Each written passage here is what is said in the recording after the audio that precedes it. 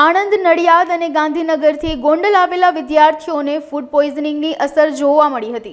વિદ્યાર્થીઓએ નાસ્તો કર્યા બાદ ઉલટી અને ઉબકા આવતા તાત્કાલિક વીરપુરની સરકારી હોસ્પિટલમાં દાખલ કરવામાં આવ્યા હતા। પ્રાપ્ત પ્રાથમિક વિગત અનુસાર આણંદ, નડિયાદ અને ગાંધીનગરના પ્રવાસીઓ ગોંડલ ફરવા માટે ગયા હતા, જે દરમિયાન તેમણે મંદિરમાં રાત્રિ ભોજન લીધું હતું અને સવારે નાસ્તો કર્યો હતો। ગોંડલથી તેઓ કાગવડ ખોડલધામ જઈ રહ્યા હતા ત્યારે 30 પ્રવાસીઓની તબિયત લથડી હતી। પ્રવાસીઓને ઉલટી, ઉબકા અને કંપન થતું હોવાની ફરિયાદો ઉઠી હતી। પ્રવાસીઓની તબિયત લથડતા તેમને તાત્કાલિક સારવાર અર્થે વીરપુરની સરકારી હોસ્પિટલ ખાતે ખસેડવામાં આવ્યા હતા।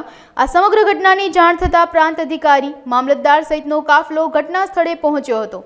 આજે સવારે નાસ્તા કર્યા બાદ છોકરાઓને ફૂડ પોઈઝન કહેતા કે વોમિટિંગની અસર થયેલી, એમાંથી 25-30 છોકરાઓને વધારે વોમિટિંગની અસર હતી। એટલે એ લોકોને દવાઓ અને સિમ્પ્ટોમેટિક જે બાળકોને જરૂર પડી છે એ લોકોને બાટલો અથવા તો ઇન્જેક્શન દ્વારા સારવાર અપાઈ છે। હાલ તે લોકો સારવાર હેઠળ છે અને બધા સ્વસ્થ છે। એટલે દરેક વાલીઓને આ વિશે જાણ થાય તો ગભરાવાની જરૂર નથી। અત્યારે પ્રાઇવેટ ડૉક્ટરના નિષ્ણાંત ડૉક્ટરો, બાળકોના ડૉક્ટરો, ફિઝિશિયનો અને સરકારી ડૉક્ટરની ટીમ દરેક બાળકોનું ચેકઅપ માટે અહીંયા હાજર જ છે અને અત્યારે એવું કોઈ ચિંતાજનક વસ્તુ નથી।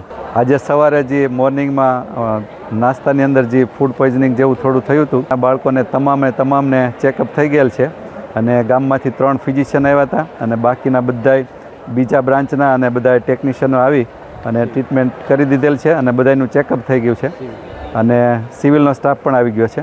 પણ બહુ વધારે કાંઈ કોઈને વધારે એડમિટ કરવું પડે એવું છે નહીં। બધાને ખાલી આઈવી ફ્લૂઇડથી અને થોડા 1-2 ઇન્જેક્ટેબલથી એકદમ સારું થઈ ગયું છે।